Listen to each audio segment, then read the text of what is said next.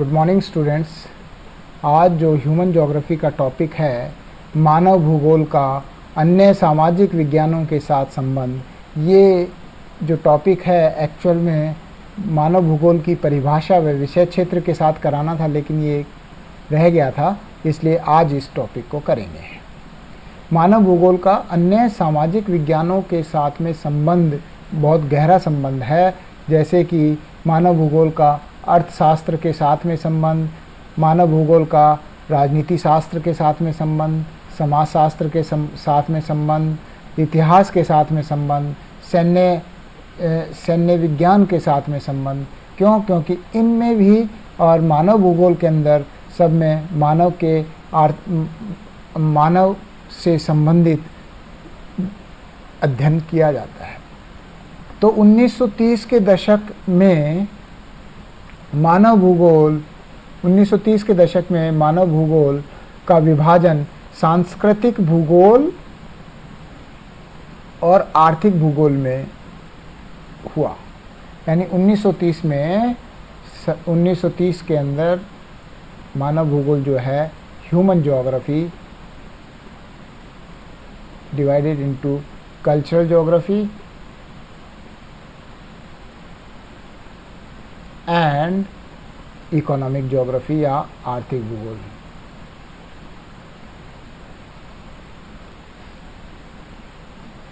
तो इसके उपरांत मानव भूगोल से अनेक नवीनतम शाखाओं का विकास हुआ, जिनमें राजनीतिक भूगोल, सामाजिक भूगोल, सांख्यिकी भूगोल, चिकित्सा भूगोल प्रमुख है। सन 1980 तक मानव भूगोल का व्यापक विकास हो गया तथा इस समय तक ऐतिहासिक भूगोल, प्रादेशिक भूगोल, सामाजिक भूगोल, नगरीय भूगोल, प्रशासन भूगोल आदि भी मानव भूगोल के विस्तृत क्षेत्र के रूप में विकसित हो गए थे। तो मानव भूगोल में मानव का अध्ययन मुख्य रूप से एक सामाजिक प्राणी के रूप में किया जाता है। अतः मानव भूगोल उन सभी सामाजिक विषयों से संबंधित है जिनमें मानव एवं उसकी विभिन्न समस्याओं का अध्ययन किया जाता है। मानव भूगोल का विभिन्न विषयों से संबंध निम्नलिखित है। सबसे पहले मानव भूगोल और अर्थशास्त्र, इकोनॉमिक्स। चूँकि मानव अपने जीविकोपार्जन के लिए आर्थिक क्रियाकलाप करता है, तो वो मानव भूगोल के अंतर्गत आते हैं और अर्थशास्त्र के अंतर्गत भी उसका अध्ययन किया जाता है। इसलिए मानव भूगोल और अर्थशास्त्र में गहरा संबंध है। मानव को अपने जीवन निर्वाह हेतु भौतिक एवं सांस्कृतिक तत्वों पर निर्भर रहना पड़ता है।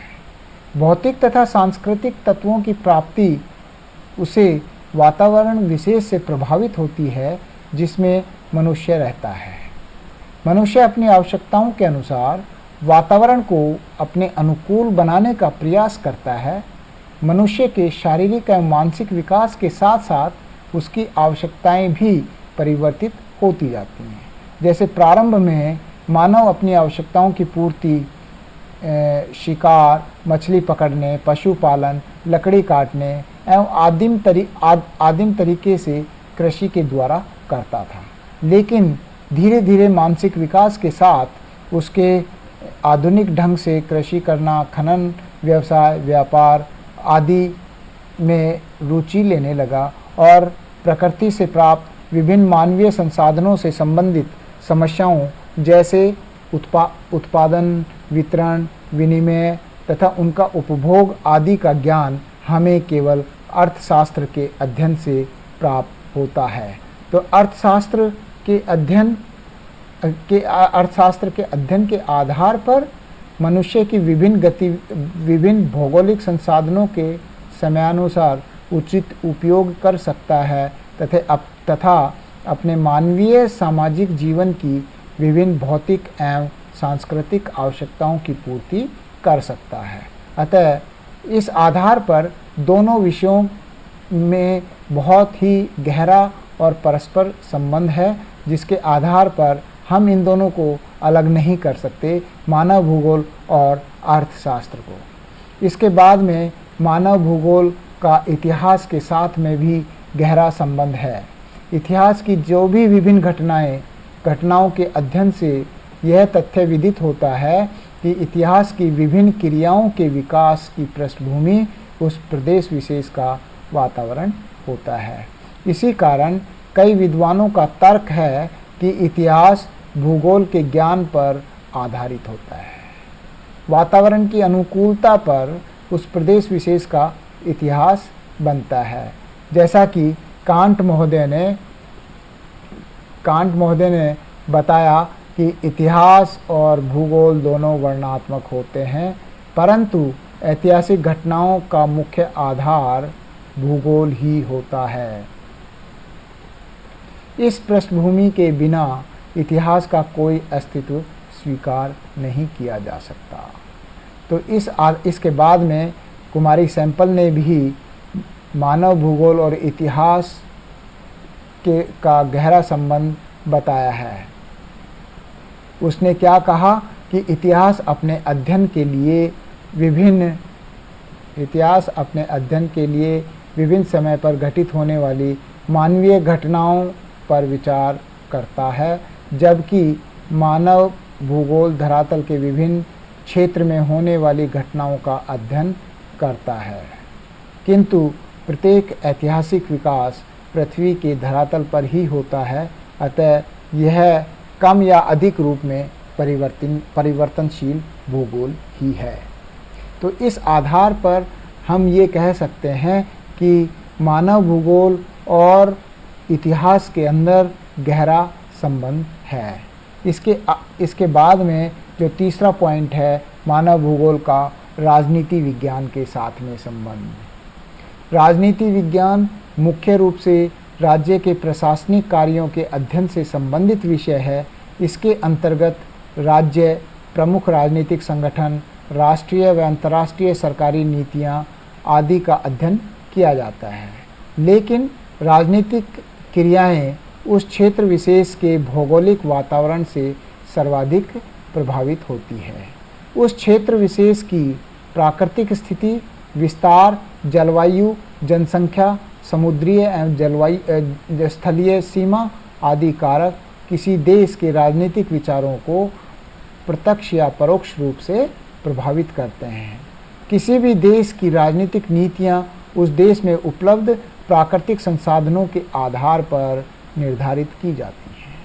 तो इस आधार पर हम ये कह सकते, देखिए, संसाधनों को प्राप्त करने की होड़ के कारण साम्राज्यवाद का उदय हुआ, जिस कारण यूरोपीय देशों में प्राचीन काल में विश्व के विभिन्न भागों में अपने अपने उपनिवेश स्थापित करने की होड़ लगी और यूरोपीय देशों में बढ़ती जनसंख्या, संसाधनों की कमी, सामुद्रिक यातायात मार्ग की सुविधा एवं दूसरे देश के संसाधनों की प्रचुरता आदि के कारण उपनिवेशवाद का उदय हुआ।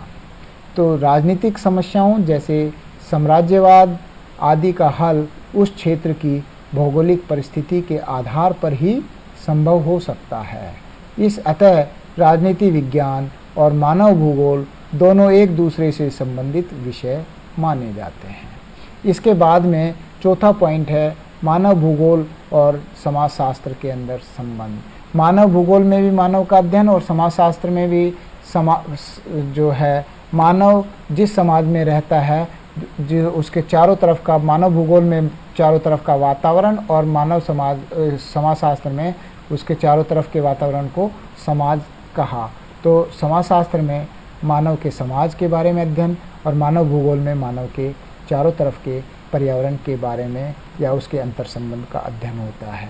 तो ये दोनों परस्पर एक दूसरे से गहरा संबंध रखते हैं। समाजशास्त्र में मुख्य रूप से मानव समाज की उत्पत्ति एवं विकास, समाज की संरचना एवं विभिन्न सामाजिक समस्याओं का अध्ययन किया जाता है।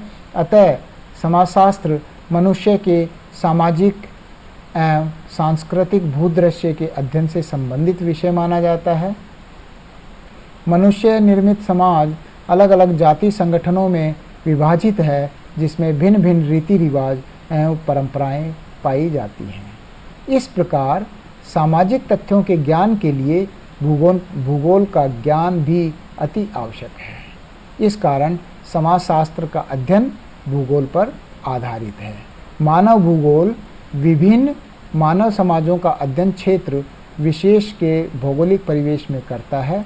इसी प्रकार समाजशास्त्र मनुष्य की विभिन्न सामाजिक क्रियाओं का अध्ययन क्षेत्र विशेष की भौतिक परिघटनाओं के परिवेश में करता है। अतः जनसंख्या, ग्रामीण एवं नगरीय बस्तियां, समाज के विभिन्न वर्गों का संगठन एवं कार्य आदि ऐसे कारक हैं जिनका अध्ययन मानव भूगोल एवं समाजशास्त्र दोनों विषयों में प्रमुखता से किया जाता है। इसके बाद में पांचवा है मानव भूगोल और मानव विज्ञान के बीच संबंध, यानी कि मानव विज्ञान मतलब एंथ्रोपोलॉजी, जो मानव विज्ञान मानव की जाति प्रजातियों का अध्ययन जिसके अंतर्गत किया जाता है। तो मानव भूगोल के अंतर्गत मुख्य रूप से विभिन्न प्रजातियों की उत्पत्ति एवं विकास, वितरण, कार्यकुशलता, भाषा, धर्म, रीति रिवाज आदि सांस्कृतिक क्रियाओं का अध्ययन किया जाता है। अतः मानव विज्ञान मनुष्य के विभिन्न सामुदायिक वर्गों तथा उनके व्यवहारों का विज्ञान है। मनुष्य का उद्भव और विकास कब, कहाँ और कैसे हुआ, इन तथ्यों का वैज्ञानिक अध्ययन मानव विज्ञान का प्रमुख उद्देश्य है। इसके साथ ही मानव भूगोल भी मनुष्य की इन्हीं क्रियाओं से संबंधित है। इसमें विभिन्न प्रदेशों में निवास करने वाली मानव प्रजातियों की उत्पत्ति, विकास, वितरण आदि कारकों का भौगोलिक पृष्ठभूमि में अध्ययन किया जाता है। तो इस आधार पर ये मानव भूगोल और मानव विज्ञान दोनों में गहरा संबंध है। इसी प्रकार से मानव भूगोल एवं सैन्य विज्ञान में भी गहरा संबंध है। सैन्य विज्ञान यानी मिलिट्री साइंस। विभिन्न देशों की अंतर्राष्ट्रीय सीमाओं, भौगोलिक स्थिति, वातावरणीय दशाओं, भौतिक एवं मानवीय संसाधनों, जनसंख्या, सुरक्षा, सीमा आदि का अध्ययन सैन्य विज्ञान के अंतर्गत किया जाता है।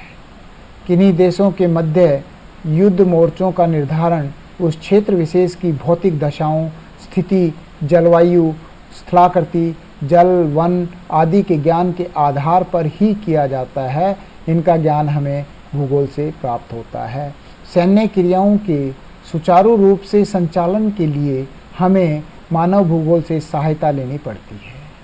उस क्षेत्र विशेष की भौगोलिक परिस्थितियों का ज्ञान हमें मानव भूगोल से ही प्राप्त होता है। स्थलाकृतिक मानचित्रों का उपयोग दोनों विषयों में समान रूप से किया जाता है, अतः दोनों विषय एक दूसरे के पूरक माने जाते हैं। तो इस आधार पर मैंने ये बताया कि मानव भूगोल का अन्य सामाजिक विज्ञानों के साथ में संबंध स्थापित किया जाता है। मानव भूगोल का अर्थशास्त्र के साथ में संबंध स्थापित किया सबसे पहले, तो इसको हमने ये यहाँ पर इकोनॉमिक ज्योग्राफी हो गया।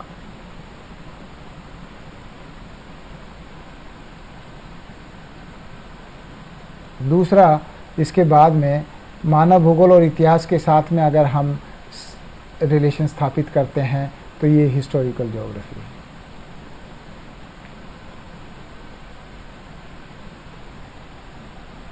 या ऐतिहासिक भूगोल। मानव भूगोल और राजनीति विज्ञान के साथ में संबंध हो गया पॉलिटिकल ज्योग्राफी।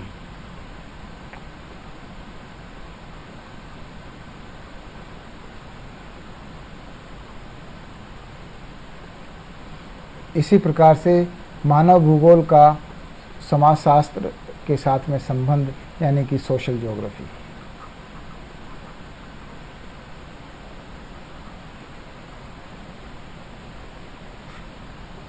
मानव भूगोल का मानव विज्ञान के साथ में संबंध एंथ्रोपोलॉजी के साथ में, यानी ये मानव भूगोल के अंतर्गत आ गया। और इसमें मानव भूगोल का सैन्य विज्ञान के साथ में संबंध यानी मिलिट्री ज्योग्राफी।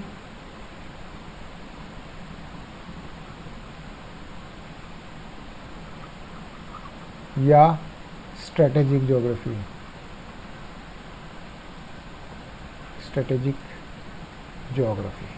तो इस हिसाब से मानव भूगोल का अन्य सामाजिक विज्ञानों के साथ में गहरा संबंध है। इनके बगैर मानव भूगोल का अध्ययन संभव नहीं है। हमें इन विषयों की भी जानकारी होनी चाहिए। तो मानव भूगोल का अन्य सामाजिक विज्ञानों के साथ में संबंध का ये जो टॉपिक है ये मैंने बताया।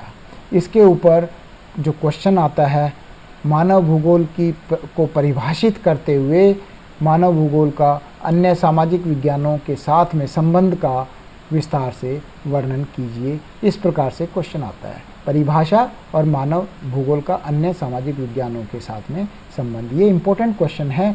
ये आपकी परीक्षा की दृष्टि बीए पार्ट सेकेंड मानव भूगोल के परीक्षा के पेपर में मिलेगा, और साथ में ये जनरल टॉपिक है जो कि अदर कॉम्पिटिटिव एग्जाम्स में भी इसके बारे में देखने को मिलता है। तो ये लेक्चर यहीं समाप्त करता हूँ। Thank you. जय हिंद, जय भारत।